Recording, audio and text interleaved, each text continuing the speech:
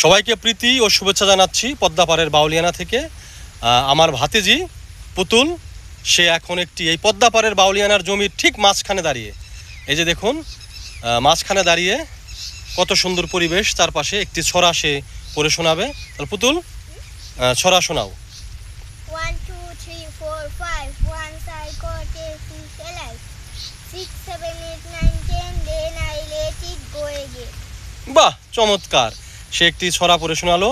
সকলেই ওর জন্য দোয়া করবেন যেন ও সারা জীবন দুধে ভাতে, জ্ঞানে এবং প্রাণ প্রকৃতির সৌন্দর্যে বেঁচে থাকতে পারে এবং এভাবেই যেন বড় হয়ে উঠতে পারে এবং ওর জীবন যাতে ফুলের মতো প্রস্ফুটিত হয়, এই প্রত্যাশা এবং এই দোয়া ওর জন্য করবেন।